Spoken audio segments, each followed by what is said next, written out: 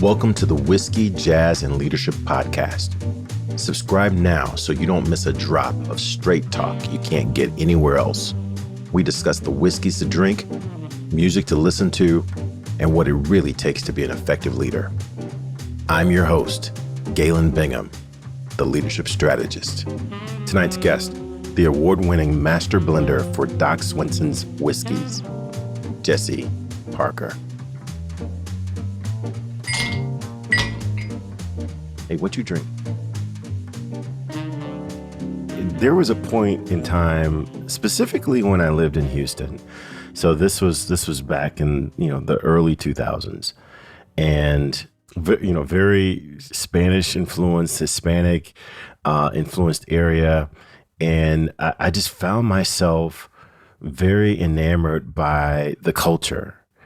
And I think the thing that I liked about it was that I couldn't fully understand what was going on. And so my brain was constantly trying to figure out what was going on, right? I knew a little bit of the language, but not enough to really understand. And so I think that I was constantly trying to figure out, how does all of this fit? And that's the thing that I like about Latin jazz in particular. So what have you learned on this journey? I mean, it sounds like you're still on this journey. You don't like to think of yourself as a master, but there's a couple of awards that have your name on it. They call you a master. So let's go with it. And people don't realize that I actually get to see you when we have this conversation, and there's a sparkle in your eye. You don't seem to be talking about a job. It almost feels like you're talking about a craft. It absolutely is. I think at a young age, I knew I wanted to pursue something that I would be proud of, something that I could really put a lot of love and my heart into. Spirits happened to be it for so many different reasons, which is why I'm really thankful to be a part of this team here, Doc Swinson's, and for them to, I mean, they're all a little older than me, for them to trust at the time a 25-year-old kid to basically to run with this and support me on this journey to make these whiskeys. I'm never forced into doing anything that I don't think is the right way to go by any means. Everybody's like, okay, how would you like to do this, Jesse? This seems great. Let's see if we can make it happen. We'll run the numbers here. We'll get the product there, come up with a plan. And I have to say thanks to my team the most. They're incredibly supportive of me, and it absolutely is not a job. I'm here a lot of hours. It's not because they make me. It's just what I love. I feel kind of married to it, actually. So I get it. I get it. Especially when I hear you talk about you're constantly thinking about different tweaks that can make it better. That's not something that most people do at a job. That is what people usually do when they found a craft. How do I perfect this? How do I make this a little different? What if I were to do this other thing? What might that do to this thing that I already think is pretty good? Certainly. I mean, I have to say, I think I'm pretty lucky to be able to have this opportunity, first and foremost. And second of all, if you're spending spending so much time somewhere, hopefully you like it. Yeah. My parents told me that a lot. They're like, you better love the people you work around and the stuff you do, because you'll probably spend more time with them than your spouse. And that's a true statement. That is a true statement. I think that rang pretty solid. Okay. And then, something too that I again, this is an education for me, but you call it a blending house. It's not a distillery. Help me understand the difference between a blending house and a distillery. Sure. So a distillery, at least in my opinion, and this is probably how most people would describe it as well, is somebody who processes the grains itself, makes a mash out of it, ferments it, distills it, and maybe ages it, maybe they don't, depending on what products they're making. Whereas a blending house is someone who takes products from other places and then compiles a new blend out of them. And that's precisely what we do here. So, for example, we buy whiskeys from a number of different distilleries, primarily MGP, which is a pretty well-known one for doing exactly this. We manipulate them here at our blending house here in the Pacific Northwest. So everything that of Doc Swinson that goes into a bottle comes to us as a barrel. We try as much of it as we can at first before we buy the lot of it. And then we specifically age it for, a minimum of 5 years in the Midwest, some up towards 15 as well. and potentially a little bit older from time to time if we're lucky. And then we bring it here, and then every single product I've ever released is a blend of at least two mash bills, or a minimum it's been finished in another cask. So with the exception of our single barrel, of course. Our single barrel is pretty straightforward. We buy the barrels, we age them in a place we want them to be aged, and then we bottle it. That's the only one that gets the exception, that it doesn't really get manipulated by me, other than I pick the single barrels for the clients that they can choose from. So that's the art that we have behind us, is I have the ability to work with a number of different distilleries that all do a really great job of making these base whiskeys. And my goal is to essentially, how am I going to season the steak, Yeah. Oh, I love it. or the veggies, or whatever you want to do, how much olive oil is going to go on there, how much salt, how much pepper, butter, etc. That's essentially what I'm doing. So. Oh, I love it. I love it. And then Doc Swinson. Now, in my part of the country, I haven't seen a whole lot of Doc Swinson, which is actually kind of making me sad, because this is really, really good. I mean, this is like this is a very drinkable bourbon. Yeah, I've had a lot of people ask me who are very, very new to the whiskey game, and they will ask me, "Hey, where should I start?" This is not a bad place to start. I mean, this is really, really good. What's the story? What's the Doc Swinson story? Yeah, certainly. So it's kind of funny. I mean, part of the goal here was we call it elevating our whiskeys, right? So it was to take good whiskeys and make them into great whiskeys, ones that are also approachable, but also incredibly complex. So anybody that's not familiar, like, I don't really know what good whiskey is, would drink this and say, wow, this is unique. This is better than anything I've ever arguably had in possibly their whole life, or they had a bad experience with it, et cetera. We want them to enjoy it and say, wow, I have a new appreciation for whiskey.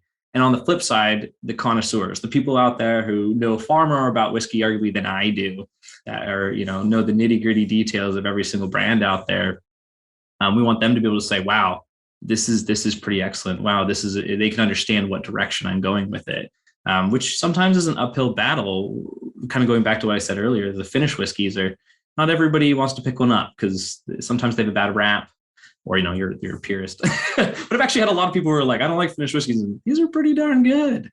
But kind of wandering back, the name in particular, Doc Swinson's, I don't have a great straightforward answer. Other than Doc Swinson's it was a person from the turn of the century. He was kind of a rebel of sorts that really helped start the city of Seattle. He was a doctor, hence the name. What kind of doctor at the time, I'm not as familiar with. I'm sure there was some questionable aspects, like everything back then. Back in those days. Yeah, and whiskey was the fix for most things.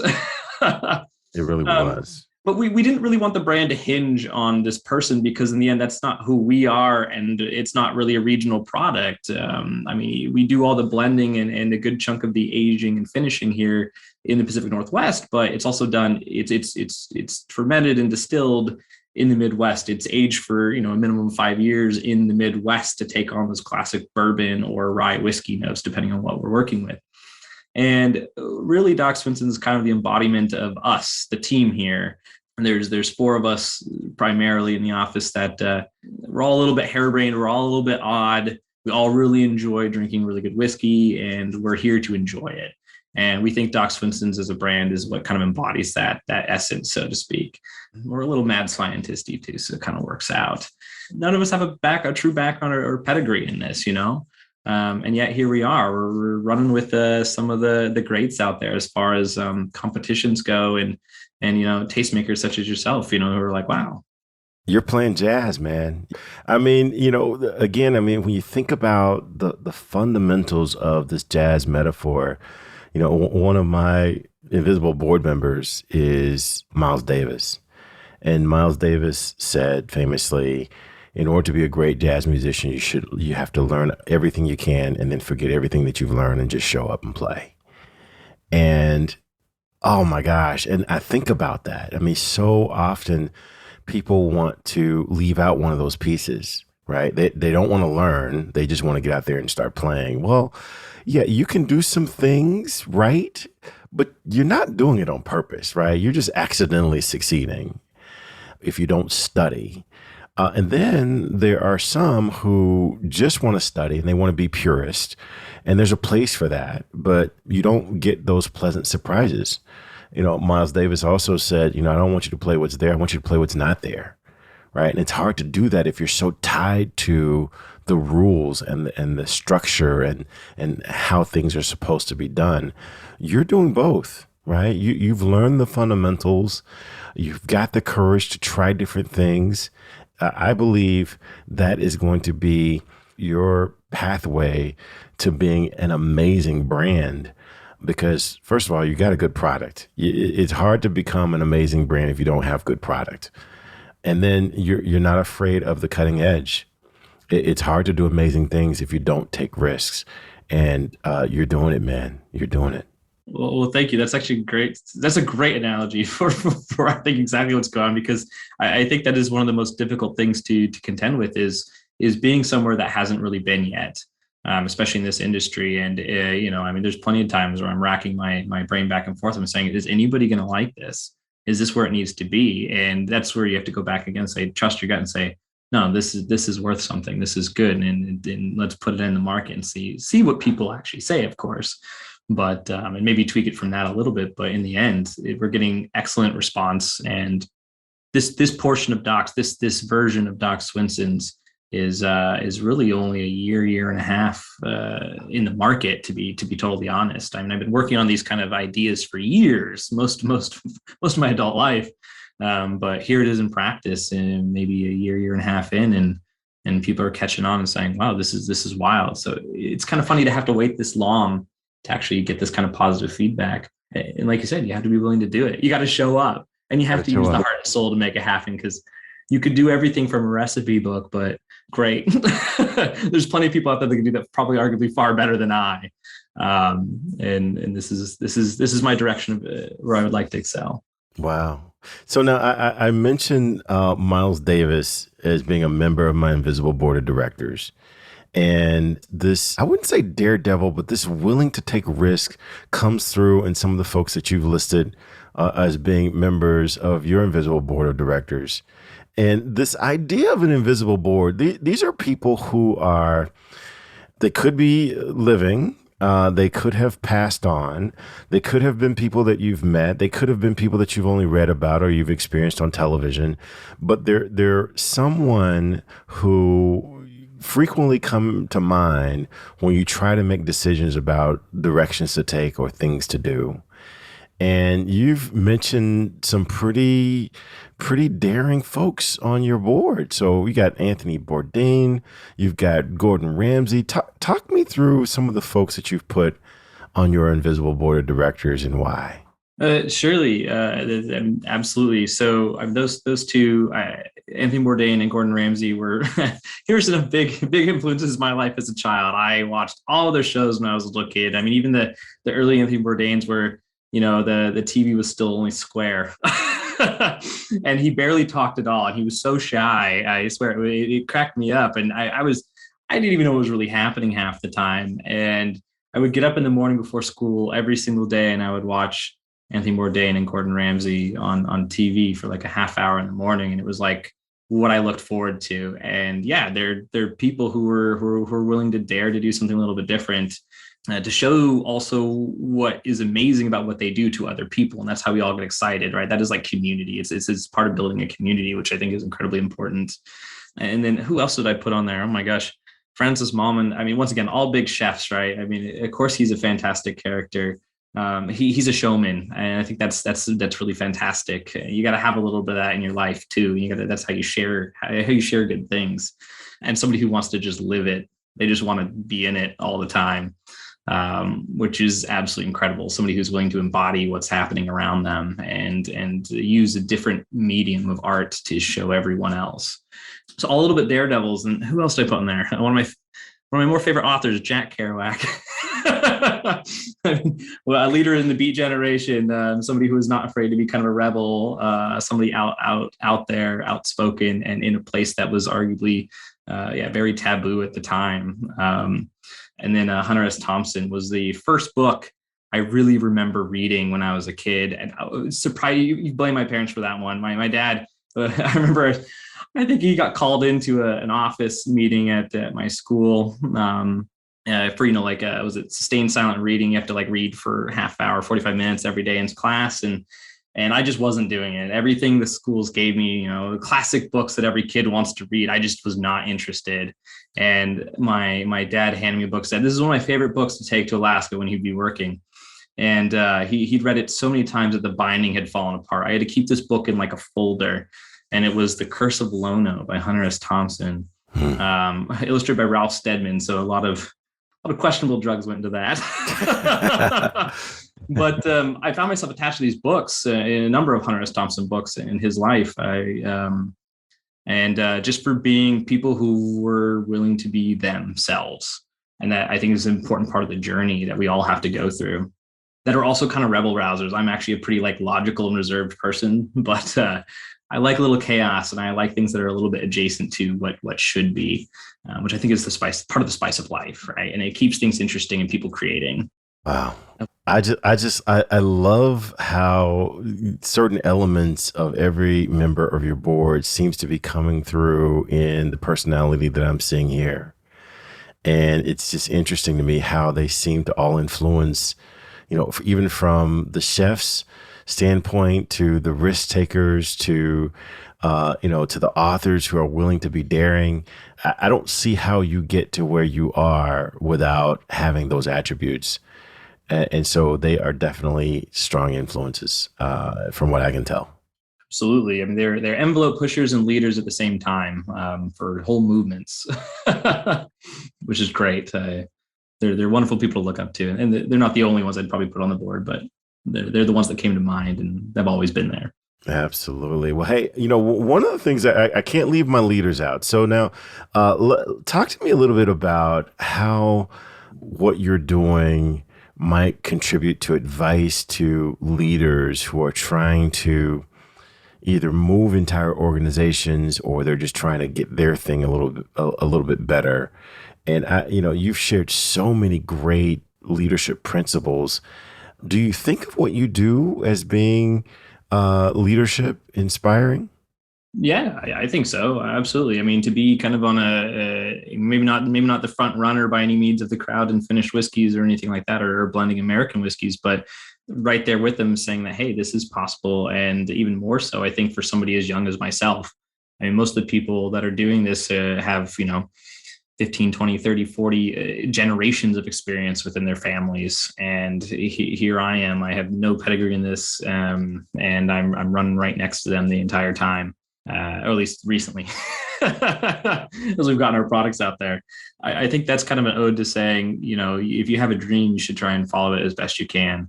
And even if it like steps on you half the time, which trust me, this isn't easy. You just got to kind of get back up and give it a try again. And you got to be willing to, hit back when you need to, and also be at peace when you need to. Yeah. Talk to me about the role that courage plays in the leadership role that you're playing right now. How big and how important is courage? It's pretty big. Having the courage to be able to do this and put yourself out there. I mean, I guess this is where my mind leads me when I think of this. Is Doc Swinson is an essence of me. It is the essence of my journey. It's not just because I wanted to click a box and say I did this because this is what I think people like. This is really me. It's my heart and emotions in this bottle. And it takes a lot of courage to put something like that out in the market for thousands and thousands of people to make a judgment on. I think that takes an astronomical amount of courage, especially when it takes several months usually, just before you even hear anything about it again. And that's just kind of weighing on your shoulders a little bit. So I think having the courage to be able to do that and say, this is where I want to be, and I want to see what happens. It's big. Yeah. I mean, it almost sounds like the journey of becoming an author. I had long wanted to see if I could become an author such as some of my heroes, like Patrick Lencioni, Ken Blanchard, just all these iconic, Jim Collins, all these books that I'd read throughout my career. I wanted to see if I could stake my point of view and put my point of view out into the world. Anyone can type a point of view, it takes another level to say, I'm going to type and put my point of view in the world. I'm going to put it out to be judged by strangers, people who I've never met before. I'm also going to allow it to be judged by friends and willing to say, this is my point of view. I've been out in the world with my offering for a couple of years now, and I still get nervous every time someone says, hey, I picked up your book. Does that happen to you? I mean, do you get nervous when someone says, hey, I picked up your Doc Swinson's. Do you get nervous when you get that email? All the time. And even worse, when you go to a place where there's lots of these different, these industry greats, and, like a convention or a tasting hall or something like that, where there's, everybody's tasting putting all their bourbons out there for a group of people to try. And you hear, the people that you kind of look up to, the people that you know their names, they're in your industry, my peers in that regard, and they say, oh, and you're like, oh gosh, what are you going to say? Like, oh, you should have done it this way, you should have done it that way, or oh, I don't know, I just don't like these things. And you're like, of course I get nervous, incredibly nervous. But it's part of the process of learning, right? I mean, it's being able to assess the criticism that's put your direction, whether it's constructive or not. Wow. Just defining exactly sticking to what you want in the end, because just because they don't like it doesn't mean other people won't. Ooh, wait, back up. You need to say that again. That is really, that's big. I think that's a big thing is realizing that the people around you that you look up to, even if they don't like it, it doesn't mean you should change what you're doing, because then you're just gonna homogenize. You're gonna turn into the same thing as they are, and you might as well just read the recipe book and bake the same cake. Why do that when you could put something else in that maybe a whole other group of people really love? Part of my goal is to change some people's perspective of American whiskey. A lot of people out there say, oh, I don't like bourbon. It's delicious, so try this one. Try that one. Or I'm happy to recommend a different product too. Wow. Hey, I am so enjoying this conversation. Man, I've got to bring you into the VIP rooms, because my VIPs are going to love you. And I really want to, in that conversation, have you talk more about this courage piece. And I love what you were saying about, although people might be giving you feedback, they might be giving you advice, not all feedback should be followed. Not all advice is good advice. You still need to maintain your point of view. And even that takes courage. So I just really love to have you share more about that. But in the VIP room, this is enough free stuff, right, for the free podcast. So if you've got a few more minutes, man, I'd love to bring you into the VIP, have you really dig into this conversation. Sounds great to me. I'm excited for it. All right, man. Well, hey, man, as for now, man, thank you so much. Raise your glass and let's toast out. This has been an incredible conversation. Thank you so much for the gift of my new favorite bourbon. I don't know what I'm going to do when this bottle is gone. Right. So I got to recalibrate my entire list now, because I thought I knew what my list was. This is messing up a whole lot right now. So thank you for that. Thank you, guys. It's been wonderful. All right. Cheers. Cheers. Hey, it's not too late. Hit that subscribe button so you're sure to catch the next episode. If you're really enjoying the vibe, leave us a review or become a VIP for guest and show exclusives. Cheers.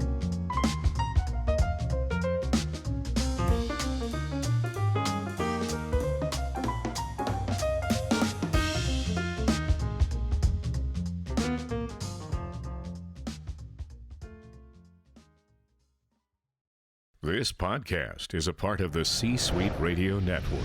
For more top business podcasts, visit c-suiteradio.com.